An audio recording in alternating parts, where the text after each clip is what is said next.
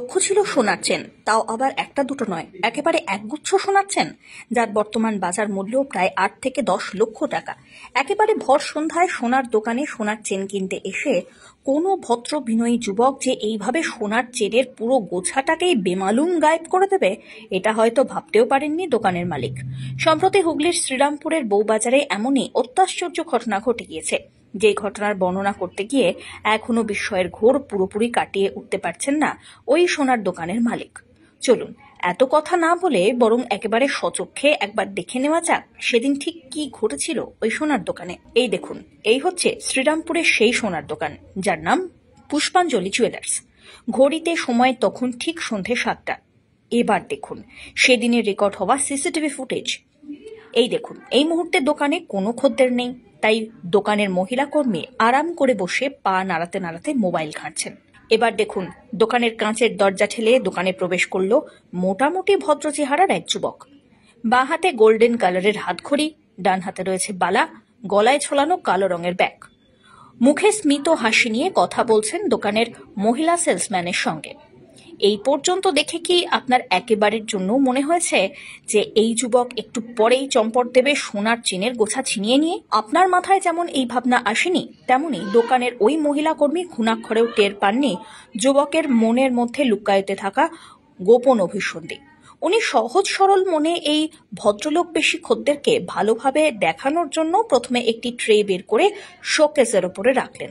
এরপর প্যাকেট থেকে সোনার চেনের গোছাখানা বের করে যেই না ট্রের ওপরে রাখতে যাবেন, ঠিক সেই মুহূর্তে প্রায় বিদ্যুতের গতিতে ওই মহিলার হাত থেকে সোনার চেনের গোছা ছিনিয়ে নিল যুবক। মুহূর্তের মধ্যে প্রায় ছিটকে বেরিয়ে গেল দোকান থেকে। ঘটনার আকস্মিকতা কাটিয়ে উঠে মহিলা এবং দোকান মালিক যতক্ষণে দোকানের বাইরে বেরিয়ে এসেছেন ওই যুবকের পিছু ধাওয়া করার জন্য, ততক্ষণে বেমালুম হাওয়া হয়ে গিয়েছে ওই যুবক। এবার শুনুন সেই দিনের এই ঘটনা সম্পর্কে ঠিক কি বলছেন দোকানের মালিক।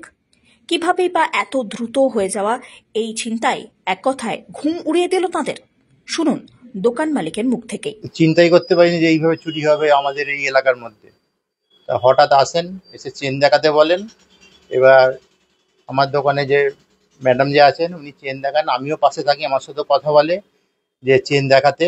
আমি ওনাকে বলি যে চেনটা দেখাও। আমি জাস্ট পাশে একটা লকারে আর একটা মাল বার করছিলাম, আর 9টি চেন একবারে ছিনে নিয়ে চলে যায়। 8 লক্ষ টাকা, 77 গ্রাম 710 মিলিগ্রাম। আর আপনার 26 তারিখও আরেকবার এসেছিলেন, এসে একটা চেন, একটা বেবি চেন কিনে নিয়ে গেছে, ক্যাশ পেমেন্ট করে দিয়ে গেছে। আর 14 তারিখে একবার এসেছিলেন, একটা রূপোর একটা থাম্ব রিং নিয়ে গেছেন। এবার ওই জায়গায় বিশ্বাসটা তৈরি করেছে, করার পরে করেছে। আমরা ধারণাই করতে পারিনি যে এইভাবে ছিনিয়ে নিয়ে চলে যাবে। হ্যাঁ, আমি জিজ্ঞাসা করেছিলাম যে আপনি কোথায় থাকেন, তার ঠিকানা দিয়েছিলেন বাগের বাগান, চাঁদরা বাগের বাগান, আর সুকুমার মণ্ডল, আর ফোন নম্বরও দিয়েছিলেন। তা 4টে জিনিসই ভুয়ো। ঘটনাটা চেন দেখাতে বলেছিলেন, তা বলেছিলেন যে আমার ওই যে চেনটা যেটা 26 তারিখে যেটা নিয়ে গেছিলেন সেটা চেঞ্জ করবো, পাল্টাবো। তা পাল্টাবার নাম করে এসেছিলেন, এসে আমরা ফার্স্ট টাইম চেন দেখাই, দেখার পর ছিন নিয়ে চলে যায়। চিন আপনার হচ্ছে টেতেও দেখাতে ফেলতে দেয়নি, হাত থেকে ছিনিয়ে নিয়ে চলে যায়। হ্যাঁ, আমি তারপর তাড়া করেছিলাম বলে আমি জাস্ট বাইরে বেরিয়ে গাড়ি স্টার্ট দিয়ে রেখে দিয়েছিলাম, ধরতে পারিনি, বেরিয়ে চলে গেছে।